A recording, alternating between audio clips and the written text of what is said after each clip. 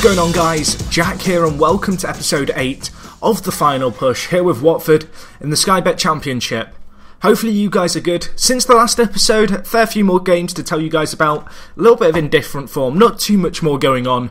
We're now at that end of the season whereby, I guess things are wrapping up. You start to see where you should be aiming for, trying to get out the calculators and work out how many points you're going to need to get promoted, all that stuff. So yeah, let's get straight into today's fixtures and cover what you guys missed since the last episode. So the last episode, I believe, was the 1-0 win against Charlton, so we've not actually played too many games, I guess, since the last episode, but a fair few to tell you guys about. We kicked things off with a 1-0 defeat away at Doncaster. Really disappointing to see our 10-game unbeaten run come to an end at Doncaster of all places. Not the strongest team in the league by any stretch of the imagination. They grabbed a goal late on in the last 10 minutes. You can see here that they are in 17th, so they're not the worst team in the league, but they're certainly a team that you'd anticipate and expect we should beat. So that was a really hard kind of defeat to take. Fortunately for us, the team have bounced back, and in the remaining 3 games in this kind of sequence of results, we got some very important points. Kicking things off with a 2-1 win against Barnsley, Lasad grabbing 2 goals in 2 minutes this game to overturn a 1-goal deficit at half-time. Team talk worked wonders. You can see here, we actually dominated the game. Really unfortunate, I guess, just to, not win by more in many ways, but no, the team performed really well as a whole, and it was good to see Lasad get on the score sheet twice, particularly as I was giving Deeney a rest that game. We followed this up with a 0-0 draw against Wigan. Wigan had a really rough start to the season, but they have certainly upped their game and they are a team in form. And so a 0-0 draw was a very good result against them. If I just show you their fixtures, you can see here that they were unbeaten for a very long time. They've lost their most recent game. They actually drew 5 on the bounce. But to go to a team who were unbeaten in 9, really charging up the table and were actually in 6th at the time and getting a away draw was a really good result, and the clean sheet was certainly something to take some positives from. And the final fixture from this kind of sequence of results was a 3-1 win against Blackburn. A great comeback, coming back from a goal down, Troy Deeney grabbing 2, Ekstrand grabbing a goal that really made sure of the game in the last minute, and it was a really good performance by the entire side. Troy Deeney here, he's now our top goal scorer this season. He's surpassed his target from last year of scoring 19 goals in 40 games, and he's still got a fair few games left, and he's been an essential part playing in every single league game we've had this season. So anyway, I thought this episode I'd talk about a bit about the squad, who's been playing well, all that stuff. So we're going to have a look at the average ratings, talk a little bit about the plans for the club going forward and all that stuff. So in terms of, top performers of the regular first 11, you'll notice here that Belkalem, Angela and Ekstrand, the 3 centre-backs, all have superb ratings. It was a big trouble and kind of struggle this year at the start of the season with us conceding far too many goals. It was a big worry of mine. Fortunately, we have kind of solidified the defence a little bit more. There was a time when we had a negative goal difference. We're starting to get that a little bit more positive now. Still, 51 goals conceded isn't ideal, but it's progress, and the fact that the 3 centre-backs have high average ratings certainly suggests that. One thing that has been a struggle this year has been Ukani in goal. He only has a 6.79 average rating, but it's really bizarre because there'll be games where it just doesn't look like he can save a thing, and then suddenly there'll be games where he's just unbeatable, and I can't work out myself if it's just a lack of consistency on his behalf, or whether or not I need to maybe be looking to give Jonathan Bond a few more games, because this guy, he's actually the England under-21s goalkeeper, and he's a very good player, plenty of potential, and a player who I think could potentially become our first choice goalkeeper next season. I mean, if I just compare him with Ujkani, you can see here, I'm just going to go to the attributes, that Ujkani definitely has the edge over him, but just based off, I guess, consistency, it may well be worth giving Jonathan Bond a run out if Ujkani was to get injured or was to just start to really struggle. So anyway, that's the defensive side of things. In midfield, Sean Murray's really been the kind of shining light for us, along with a few other players. Alushi's had a good few games off the bench, the loanee. We've been performing well as a whole, really, this season. In terms of injuries, it's hit us hard, particularly in the midfield area. Forestieri is currently out for 4 months with a torn calf muscle. Veroni is also out for a little while. He's been out with a pulled hamstring, but he's on his way back. And Urini, the 32-year-old, is out for 2 to 3 weeks. So we have been struggling a little with injuries. Fortunately for us, players within the team are now starting to get fit again, which is a really good sign. especially with Fostieri being a key component of our team, playing as the shadow striker. And then up front, Lassard and Deeney have been the main two kind of goal-scoring threats for our team. I've already covered Deeney, but 20 goals in 38 games with 9 assists is solid. And then Lassard, who came in on a free transfer, having been released by Celtic in the summer, has been a good little backup player for us. He's grabbed 11 goals in 32 games, a lot of them coming off the bench, and all in all, been really impressed with his performances as a whole. So yeah, that's pretty much a kind of general analysis of the team. If there was like a few players that I had to go, yes, you've been the player who I reckon could make a big difference. Sean Murray's been superb this season. Irish player, 28 appearances, only 5 assists and 1 goal, but considering his age, and he's been attracting interest from a lot of clubs, I certainly hope to keep hold of him. Another player who's been doing well is Tommy Hobben. This guy is another Irish young lad. He is in the under-21 setup for Ireland, but as you can see here, looking at his stats, plenty of time and room for potential growth, and he has the potential that can lead to him becoming a good Premier League centre-back in the future. So that is, I guess, the main kind of focus of our team as a whole. There's not too much to tell you guys about at the moment. One other thing is, on the back of the regen problem that I had, if you missed last episode, essentially I had a problem where I couldn't readjust the budget. I still can't adjust it because it's not been a month since I last adjusted it. But you can see here, James Hay and Ellis Granger are 2 regens I'm trying to get in. I'm basically, I don't want to say I'm cheating, but I am being a little bit cheap, I suppose. What I'm doing is, I can't afford to pay the compensation for either of these guys, so what I'm doing is I'm offering them a contract, then delaying it for as long as I can, waiting for the deal to fall through after I've delayed it for too long, and then offering them a new contract, they accept it, I delay it for 2 weeks, until I'm allowed to readjust the budget. It's a little bit cheap, but these 2 guys could be absolutely superb centre-backs for us. James Hay particularly, 15 years old, young Scottish lad. And Ellis Granger from the Southampton Academy, again, 16 years old and an English player who looks absolutely superb.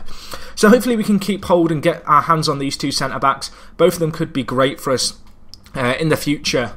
Anyway, moving on to today's game, we are playing against Sheffield Wednesday away. As you can see here, our away form has been patchy. We went on a nice winning run away, but the last 2 away games, we've only come away with 1 point. And looking at the league table now, Brighton have really thrown away their season. It's really bad by them. They've lost a lot of games in a row now. Ourselves and Reading are really closing the gap. The pack behind us have really dropped off, so I'm pretty hopeful now that we can, get a top 3 finish. Looking at the fixtures, I was looking at our remaining fixtures. There are no massive games here, and there's some teams here who are going to be tough. QPR and Derby are potentially tricky ties, but the rest of the teams around us, we've played quite a lot of them, and there's a lot of games against teams kind of slightly far behind us. And so with 8 games left, my target is to get 20 points. So that would be, 6 wins and a draw, I think. I think I've got that wrong, actually. I'm no good at mental arithmetic. But essentially, if we can, win 6 of our remaining 8, I think we've got enough to go up. So we'll see how we get on there. We move into today's game, which is against Sheffield Wednesday, knowing that a win could well close the gap on Brighton to 2 points. So hopefully we can, just close down this gap now, get the result that we need. Looking at it, we can just beat Bolton, which is a big one in the playoff, because it means that we can potentially pull even further away from Bolton, who are 4th now, and really cement our chances of a playoff spot. So anyway, let's go into today's game. We are playing against Sheffield Wednesday. I'm going to be playing counter. Team looks fairly solid all in all. Don't think there's any changes I want to make here yet. Lassad's struggling a little bit with fitness, but because of the injuries I've had, I haven't really got any alternatives in the side in terms of players who can, fulfill the roles. And you can see we're really struggling for fitness with a lot of players here. I've been trying to rotate the squad a fair bit, but there's only so much rotation you can do. We've got players struggling with fitness who are just going to have to play, unfortunately, because we have been hit hard by injuries in the midfield area. So anyway, going into today's game, Sheffield Wednesday, not the easiest tie in the world, but it's still a game that you'd anticipate we should be able to win. Given our form as well, I feel as if it's certainly up for grabs. They are 10th in the league. They're only 16 points behind us, which gives you an idea of how close the league is. But hopefully we can just get the result that we need here. Against what is going to be a tricky Sheffield United, I've just insulted any Sheffield Wednesday fans watching. Sheffield Wednesday side.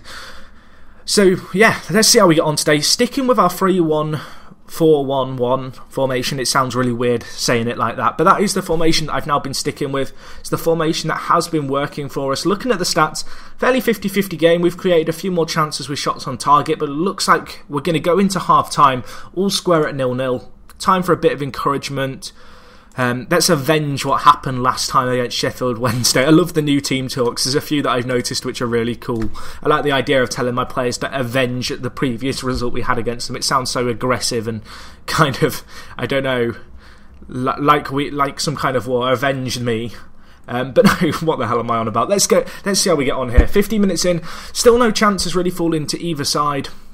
In terms of highlights, I'm actually going to switch to control and not fluid, rigid. Just give ourselves a little bit more license to go forward maybe and see if we can get something here. Padil, oh, I thought he was going to bury that then. It looked like it had opened up for him, but the ball is only half cleared. We could potentially get hit on the counter here, but you can see we've got plenty of men chasing back. It's just a case of us marking up tight here as Palmer will carry the ball. And he's got a bit of space. Padil, what are you doing, son? What are you doing? If he gives him red for that, I'm actually going to cry. Okay, it's only a yellow. I seem to have a real problem with discipline, or our team do rather, when it comes to getting sent off, and Palmer's just headed it in, but it's been disallowed. Oh, thank God. I thought we were just about to concede there and I was about to cry. But no, goal disallowed. 0-0 wouldn't actually be necessarily a bad result away from home. It's just that given our team's kind of current positioning, this is the kind of game we need to win in order to really have a shout of the automatic promotion spots. So I'm going to do a double sub here, not making the third sub because I've learnt my lesson from the last game where I made a triple sub in the 60th odd minute, which was against QPR, and I'm determined to see our team really see out this game and hopefully grab a goal here. So we've freshened up the legs in midfield. Padil making a run down the left hand side, options in the centre. This is an amazing run. Get it in, my son. Who's on the back post? He's hit the crossbar. Cassetti, close him down, my son. Unlucky there, but hitting the crossbar, showing a little bit of attacking intent, which is good. Game's definitely opened up for us and we've got a chance here. Is that a shot? Is that a cross? I'm not even sure. Chris Kirkland did grab it. Oh, Chris Kirkland, blimey, whatever happened to Chris Kirkland, everyone? If you don't know who he is, he was like this guy who played for England once in goal, I think. He played for all the youth team levels and just fizzled off the radar. And now they've hit the crossbar from a corner. It's just like watching FM14 this. Okay, 10 minutes left. 5 minutes left, and there's a late chance. Maybe we can get one last push up the field. 3 points could be huge here. I kind of want to see what's going on in the other games. Latest scores. So Brighton are winning 3-0. How are Reading getting on? Reading, where are you? Reading are drawing, so a win here could be huge. Deeney, he misses a sitter. That was the chance. 0-0, looking like that's going to be that. Reading have also drawn though, so this result could have been worse. Could have been a lot worse. They better still be drawn. They are still drawing. Looks like they're still in the second half as well. So potentially, still going to be equal on points with Reading in that second place spot. All in all, not the worst performance in the game. More disappointing so because of how poor Deeney's finish at the end was. That was a chance, I guess, to really make things count, and we failed to take it. So looking at the league here, you can see Brighton extending their lead over us again by a fair few. Hopefully we can close the gap on them going into these last few games. Looking at the fixtures in terms of everything, I think the next game we're going to be back for is going to be the Derby game, which is on the second to last gate. I don't know, that's a bit too far ahead.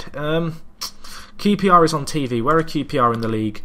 I don't want to do the QPR game because the Derby game could be big. I'll have a think about it. I don't know when I'll be back. We'll find out, I suppose, next episode. Hopefully you guys are looking forward to that.